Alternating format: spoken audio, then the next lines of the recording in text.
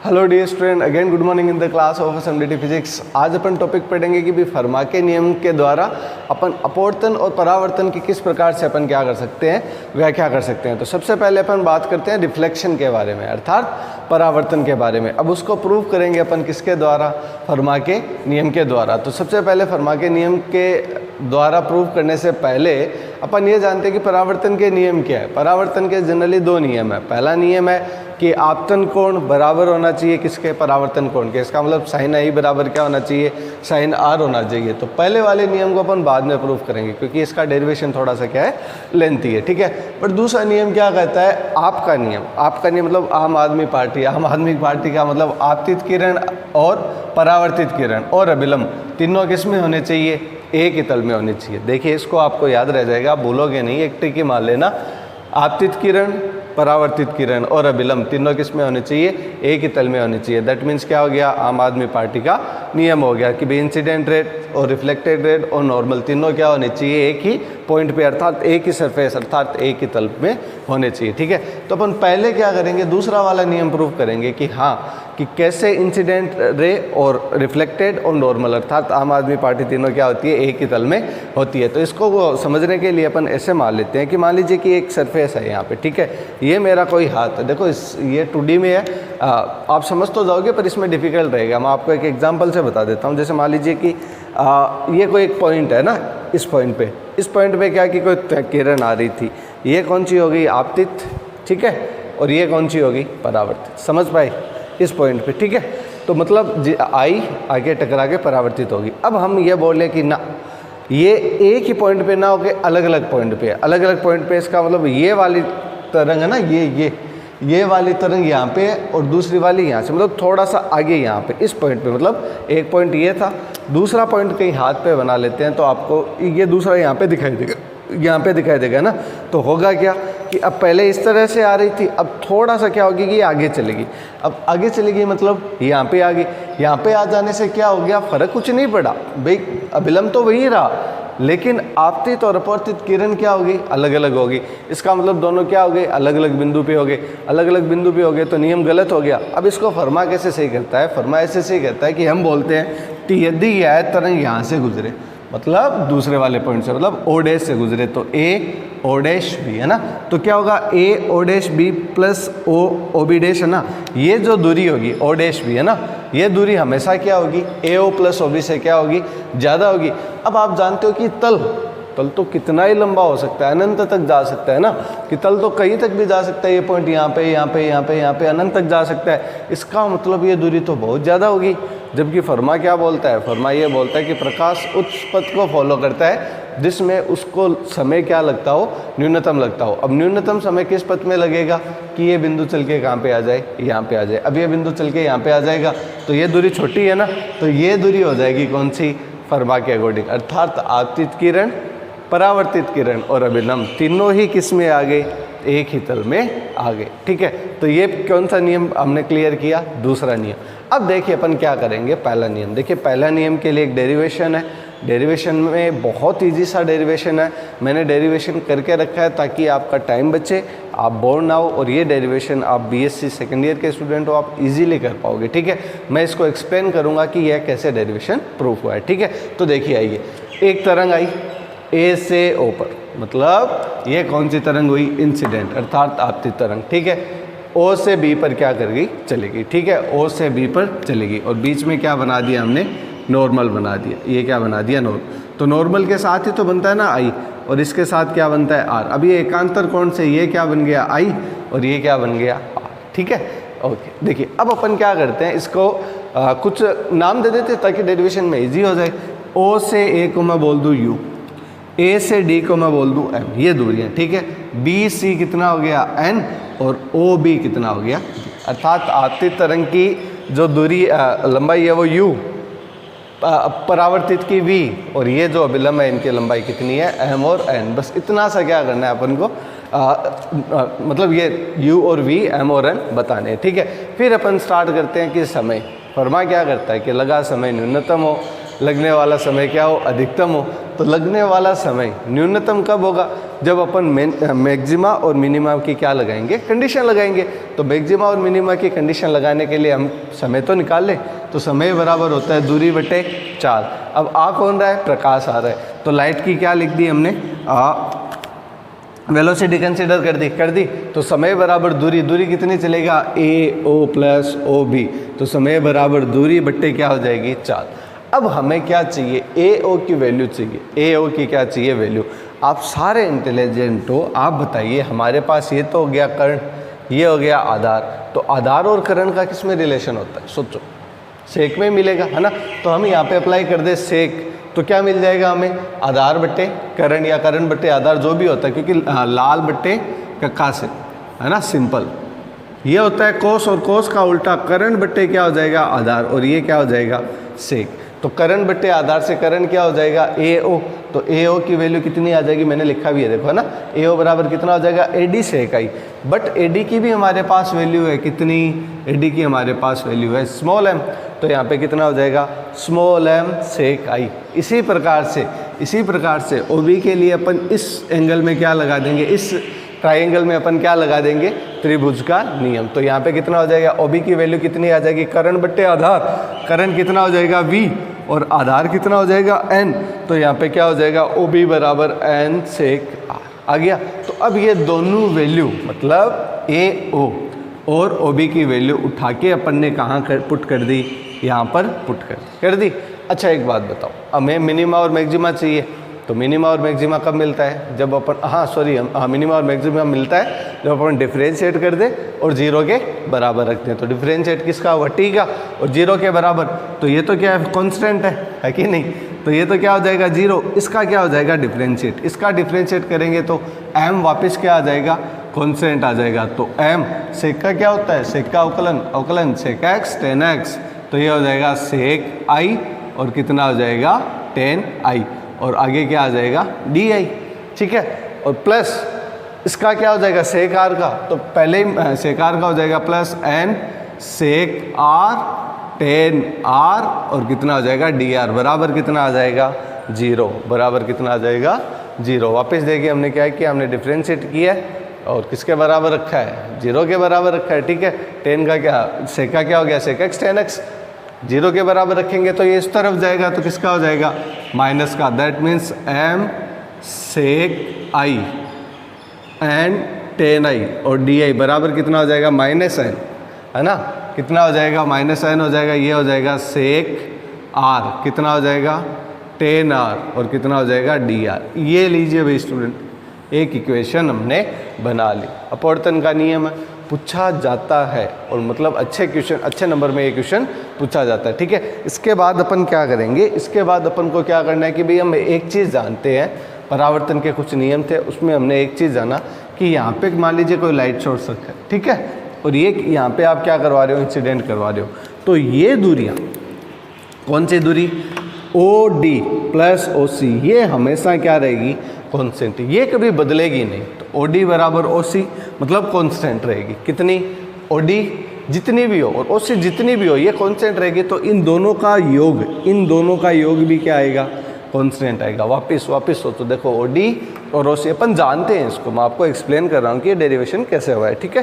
तो O D plus O सी दोनों का योग भी क्या आएगा, कॉन्स्टेंट आएगा। तो कॉन्स्टेंट का वापस अवकलन क्या होता है, 0। बट एक बात बताओ, इस बार अपन को क्या चाहिए, ओ डी चाहिए, और क्या चाहिए, ओ डी चाहिए। तो अपन को क्या लगाना पड़ेगा, लंब बट्टे आधार। क्यों, क्योंकि लंब है हमारे पास, आधार ये चाहिए ना। तो एक ऐसा रिलेशन जो लंब और आधार का हो, क्या होता है, टेन ही तो होता है। तो इसमें टेन आई लगा दो, और इसमें क्या लगा दो, टेन आर। इसमें टेन लगाएंगे तो लंब बट्टे आधार से ओ डी निकल जाएगा, और इसी प्रकार से ओ सी भी निकल जाएगा, ठीक है। तो ओ डी का मान कितना आएगा, एम टेन आई प्लस क्या आ जाएगा, एन टेन आर, और दोनों को जोड़ देंगे, ओ डी प्लस ओ सी। तो कांस्टेंट को जोड़ेंगे तो क्या होगा, कांस्टेंट ही तो बनेगा ना। तो फिर आगे कांस्टेंट का फर्दर अपन क्या करेंगे, डिफ्रेंशिएट करेंगे। और आप जानते हो कि वापस यदि कांस्टेंट का क्या करते हैं अपन, डिफ्रेंशिएट करते हैं, तो क्या होता है, कांस्टेंट का डिफ्रेंशिएट 0, ठीक है। तो कांस्टेंट का यदि डिफ्रेंशिएट 0 हो गया तो क्या आ जाएगा, एक वापस रिलेशन बन जाएगा, और हमारा नियम क्या हो जाएगा, प्रूफ हो जाएगा, ठीक है। इन दोनों को जोड़ दिया, जोड़ के क्या किया, अवकलन करना है ना। तो अवकलन देखो, टेन का क्या होता है, सेक का होता है सेक एक्स टेन एक्स, और टेन का होता है सेक स्क्वायर एक्स। तो यहाँ पे देखो m तो कॉन्स्टेंट रह जाएगा, टेन आई का sec square x d i, और इसका क्या हो जाएगा n sec square x d x, और इस तरफ भेजेंगे तो क्या आ जाएगा माइनस। तो ये हमारे पास बन गई इक्वेशन 2। ये दोनों इसलिए मैंने पास पास लिखी है, ये दोनों इम्पोर्टेंट है दोनों ही इक्वेशन। अब आप इसको इक्वेशन 1 बोल दीजिए, इसको इक्वेशन 2 बोल दीजिए। इक्वेशन 1 को 2 से डिवाइड करोगे तो जो जिससे अपने आप ही कट जाएगा, जैसे m से m कट गया, सेक से सेक कट गया, और डी आई से डी आई और डी आर से डी आर कट गया। देखो यहाँ पे आई होगा ना, आई, ठीक है। तो बचेगा क्या, बचेगा हमारे पास केवल और केवल यहाँ पे बचेगा टेन आई, और यहाँ पे कितना बचेगा सेक आई, कितना बचेगा सेक आई। इसी प्रकार से यहाँ पे क्या बचेगा टेन आर, और क्या बचेगा सेक आर, यही बचेगा ना।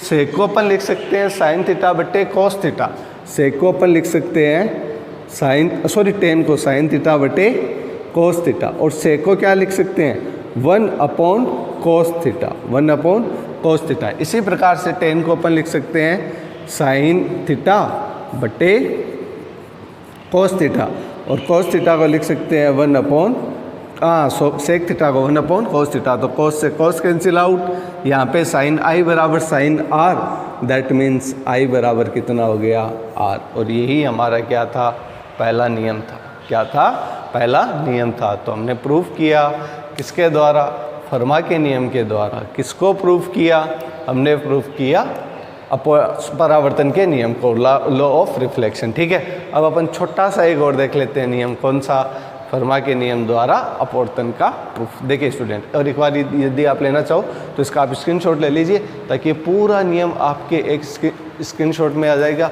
और ये पूछा जाता है, इम्पोर्टेंट है। छोटा सा डेरिवेशन है, सिंपल सा डेरिवेशन है, और इम्पोर्टेंट डेरिवेशन है, ठीक है। ये आपके पास स्क्रीनशॉट रहेगा, तो आप एग्जाम के दिनों में केवल एक स्क्रीनशॉट से इस पूरे टॉपिक को क्या कर पाओगे, रिवाइज कर पाओगे, ठीक है। तो अब अपन वापस स्टार्ट करते हैं फर्मा के नियम के द्वारा अपवर्तन की व्याख्या।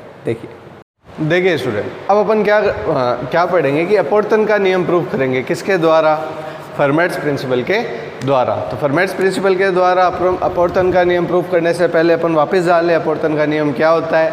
अपवर्तन का नियम होता है ए का नियम, किसका, ए का नियम। आपतित किरण, अपवर्तित किरण और अभिलंब तीनों किसमें होते हैं, ए के तल में होते हैं, पहली बात। दूसरी बात, sine i upon sine r बराबर क्या होता है, sine i upon sine r बराबर क्या होता है, म्यू 2 अपॉन म्यू 1, यही होता है ना, ठीक है। तो अब अपन को ये प्रूफ करना है, ये सुंदर सा ये वाला कौन सा वापस देखो, sine i upon sine r mu 2 upon mu 1, ये वाला प्रूफ करना है, ठीक है। डायग्राम बना रखा है, एक किरण आती है माध्यम में जिसका अपवर्तनांक म्यू 1 बोल दीजिए, ठीक है, और दूसरे वाले का कितना बोल देते हैं अपन, म्यू 2, ठीक है। फर्दर सीधे आपतित हुई, फिर अभिलंब से कोई अपवर्तक सतह से टकराई और अपने मूल मार्ग से क्या हो गई, विचलित, ठीक है। अपवर्तन की परिभाषा है तो यही कहती है ना, जब कोई प्रकाश किरण किसी एक माध्यम से दूसरे माध्यम में जाती है तो अपने मूल मार्ग से क्या हो जाती है, विचलित हो जाती है। प्रकाश के इस विचलित होने की घटना को अपन क्या कहते हैं, अपवर्तन कहते हैं। आप अच्छे से जानते हो, आप पढ़ के आए हो, ठीक है। अब अपन अपवर्तन का नियम प्रूफ करेंगे किसके द्वारा, by the using of Fermat's principle, की भी फर्मा के नियम के द्वारा अपन क्या करेंगे, प्रूफ करेंगे। फर्मा के नियम के द्वारा अपन लाएंगे, क्या चीज़ लाएंगे, अपन लाएंगे कि sine i upon sine r बराबर म्यू 2 अपॉन म्यू 1, पहली बात। दूसरी बात कि आपतित किरण अपवर्तित किरण और अभिलंब तीनों एक ही तल में होते हैं। तो मेन प्रूफ करना है अपन को इस चीज़ को, ठीक है। इस चीज़ को प्रूफ करने के लिए वही बात यहाँ पे क्या हो रही है, आपतित किरण, ठीक है, जो दूरी तय करेगी उसको मान लेते हैं u, फर्दर जो दूरी तय करेगी उसको अपन मान लेते हैं v, ठीक है। ये जनरली कौन एंगल बनता है, यहाँ पे आई, यहाँ पे क्या रहता है r, ठीक है। लेकिन यहाँ पे एकांतर कोण से देखेंगे तो i किधर बन जाएगा, इधर, और r किधर बन जाएगा, इधर। क्लियर हुआ। दो त्रिभुज उठाने हैं, कौन से, ACO, कौन सा, ACO और BDO, दो त्रिभुज उठाए, दोनों त्रिभुजों में अब क्या करेंगे कि सर हमें समय चाहिए, समय बराबर दूरी बट्टे चाल, वापस बोलो, समय बराबर दूरी बट्टे चाल। दूरी कितनी चलेगा, सुचो AOC प्लस OB, बट एक बार एक प्रॉब्लम, कौन सी, एक नई प्रॉब्लम आएगी कि यहाँ पे दोनों ही बार क्या होगी, चाल चेंज होगी। एक बार V1 होगा और दूसरा V2 होगा ना।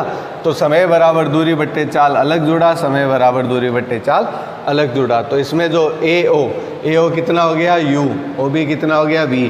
बट प्रॉब्लम आएगी चाल में। चाल कैसे निकाले तो अपवर्तनांक क्या होता है, म्यू बराबर c अपॉन v। ठीक है, तो u1 कितना हो जाएगा c अपॉन v1, अपवर्तनांक म्यू2 c अपॉन कितना होगा v2। तो इसी प्रकार से v2 क्या हो जाएगा c अपॉन म्यू2। यहाँ पे v1 v2 की वैल्यू पुट करेंगे तो c अपॉन u1 और c अपॉन क्या आ जाएगा u2। कंप्लीट। ठीक है, फर्दर वैल्यू मिल गई अपन को टाइम की। अब अपन को क्या निकालना है, अब अपन को वापस u और v की क्या निकालनी है, वैल्यू निकालनी है। तो u और v की वैल्यू कैसे निकालें, जैसे अभी अभी किया था ना। क्या किया था कि सर देखो यहाँ पे हमारे पास कर्ण है और ये क्या हमारे पास आधार है। तो कर्ण और आधार का रिलेशन किससे निकलता है, कर्ण और आधार का रिलेशन निकलता है लाल बट्टे कक्का से। कोस का उल्टा होता है कर्ण, तो कर्ण बट्टे कितना हो गया आधार। दैट मीन्स क्या लगेगा, दैट मीन्स लगेगा सेक। क्या लगेगा, सेक। तो इस त्रिभुज में जब अपन क्या अप्लाई करेंगे, सेक अप्लाई करेंगे। तो कर्ण बट्टे आधार, तो ए ओ बट्टे ए, तो ए ओ का मान कितना आ जाएगा ए सेक आई। फर्दर आगे ए की वैल्यू कितनी हो जाएगी, ए मतलब समझ रहे हो ए सी की वैल्यू कितनी हो जाएगी एम। तो देखो इधर यहाँ पे लिखा है एम सेक आई, आ गई ना। और इसी प्रकार से किसकी वैल्यू आ जाएगी एन सेक आर। आई कि नहीं आई, वापस देखो ये वैल्यू कैसे आई। ये वैल्यू आई कैसे, हमने सेक क्या किया, अप्लाई किया त्रिभुज ए सी ओ, और कौन सा त्रिभुज ओ बी ओ डी में है ना। तो सेक आ गया। ठीक है, सेक से हमारे पास क्या निकल गया, ए ओ निकल गया और क्या निकल गया ओ बी निकल गया। ठीक है, फर्दर हमने यहाँ पे वैल्यू रख दी यू और वी की।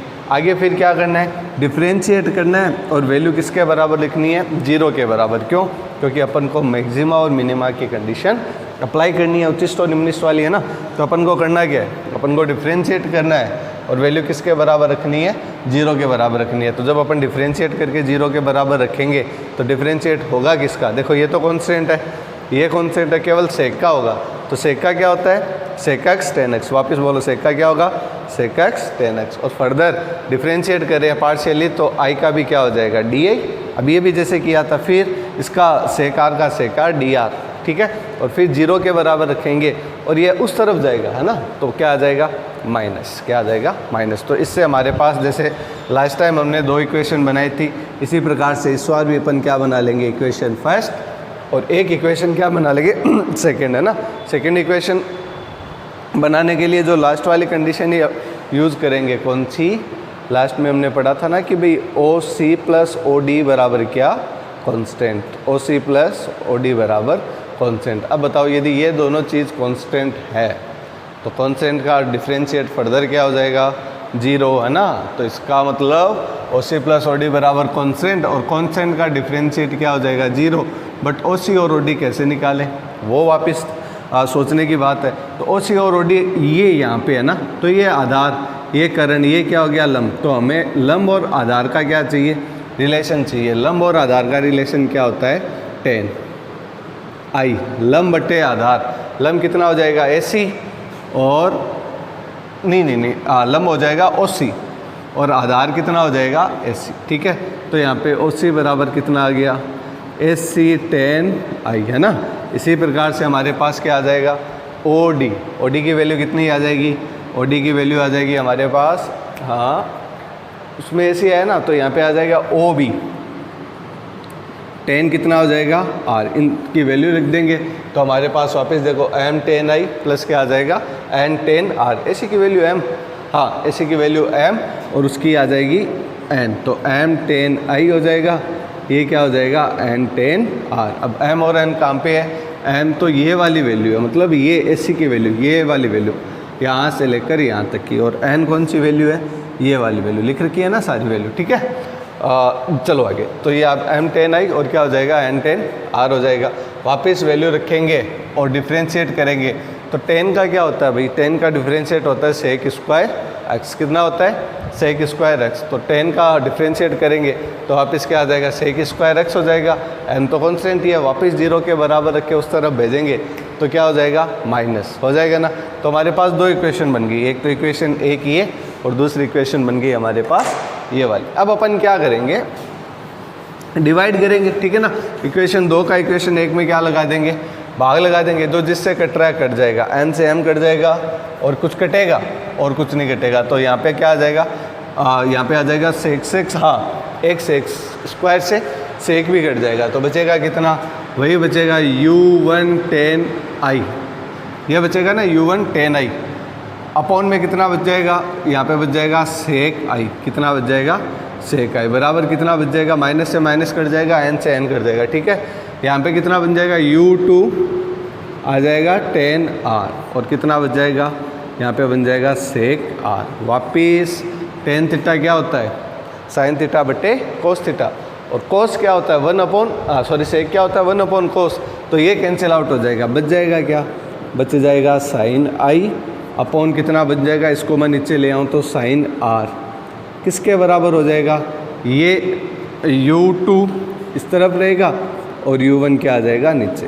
तो इस प्रकार से अपन प्रूफ कर देंगे किसका, अपवर्तन का नियम, किसके द्वारा, स्नेल के नियम के द्वारा। तो इस फर्मा का यदि हमारी यूनिवर्सिटी के अकॉर्डिंग माने अपन तो लगभग कंप्लीट है। देखिए फर्मा का नियम क्या है, फर्मा का नियम कैसे होता है, कल जो हमने उसको कल डिस्कस कर लिया।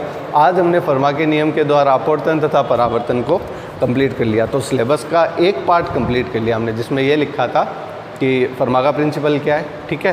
हालांकि लिखा नहीं था पर पूछा जाता है इसलिए बताना ज़रूरी था। लिखा तो बस इतना था कि अपवर्तन और परावर्तन को क्या कीजिए, प्रूफ कीजिए। तो हमने फर्मा के नियम के द्वारा डिफरेंशिएट और ये रिफ्लेक्शन और रिफ्रैक्शन क्या किए, कंप्लीट किए। अब अपन जो विपतन वगैरह है वो अपन नेक्स्ट वीडियो में पढ़ेंगे। तो आई होप स्टूडेंट आपको ये वीडियो पसंद आया हो। वीडियो पसंद आया हो तो वीडियो को शेयर कीजिए ताकि किसी स्टूडेंट के इस टॉपिक में प्रॉब्लम हो तो वो क्लियर कर सके या अच्छे से उसको समझ सके। Again thanks for this video watching, thank you.